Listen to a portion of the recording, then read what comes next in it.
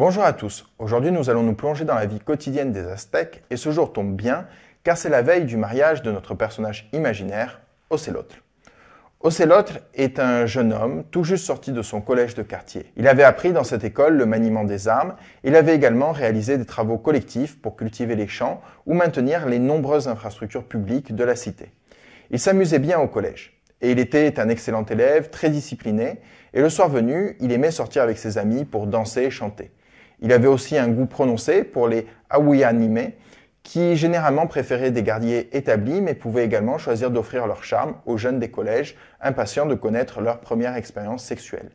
Les aouyanime, ou les prostituées, se plaçaient sous la protection de Xochiquetzal, déesse de l'amour, de la beauté et de la luxure, qui avait été l'épouse de nombreux dieux. Mais ce n'était pas le seul souvenir du collège qu'il conservait. Il s'était également forgé de grandes amitiés en son sein, et notamment lors du mois de Atemostli, qui était celui où on organisait les combats entre les jeunes des collèges et ceux des Calménaques. Les Calménaques étaient les collèges qui formaient l'élite aristocratique et religieuse. Et ces bagarres avaient permis de créer des amitiés sincères avec ses camarades, et Océlotl avait sauvé 2 d'entre eux d'une bonne correction. Les professeurs d'Océlotl avaient également placé beaucoup d'espoir en lui, car il était né sous le signe du 4, Itzcuintli, ce qui, selon les croyances astrales aztèques, présageait de sa bonne fortune et de son succès. S'il était né le mois 9, les prédictions du prêtre auraient été tout autres. En plus, son père avait pris soin d'enterrer son cordon ombilical sur un champ de bataille où il avait tué un ennemi et capturé 2 autres, ce qui portait chance chez les Aztèques. Mais aujourd'hui, Océlotl pense plutôt à son mariage et à sa préparation. Hier déjà, il n'avait pris qu'un seul des 3 repas quotidiens que l'on prenait généralement. Pourtant, sa mère lui avait préparé une belle galette de maïs accompagnée de tomates et de piments. Lui aurait préféré consommer plutôt, comme les gens un peu plus fortunés, un peu de cacao à la vanille et au miel, ou manger quelques champignons hallucinogènes accompagnés d'un religieux pour connaître son futur, ou peut-être se relaxer en fumant une pipe de roseau bourrée de tabac. Toujours est-il qu'Océlotl doit encore acheter 2 ou 3 tissus pour la fête de mariage. Pour cela, il doit quitter l'un des 4 quartiers de la ville, Telopan à l'est, Cuepopan au nord, Moyotlan au sud et Aztacalco à l'ouest. Et donc, il doit se rendre à Tlatelolco, où se trouvait la place principale du marché qui pouvait réunir jusqu'à 60 000 personnes. Là, il négocie les 3 étoffes d'agave qu'il souhaite acheter.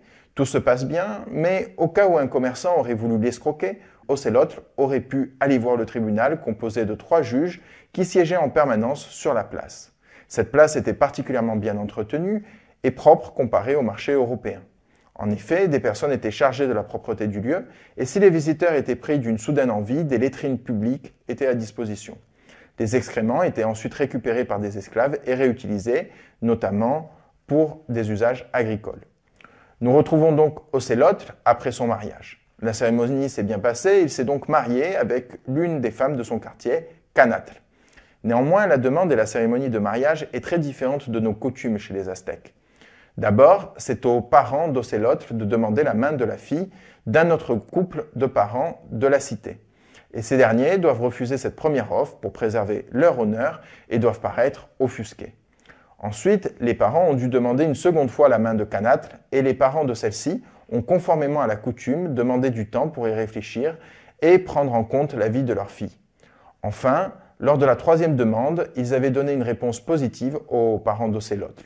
Océlotl s'était donc marié à Canatl selon les rites aztèques.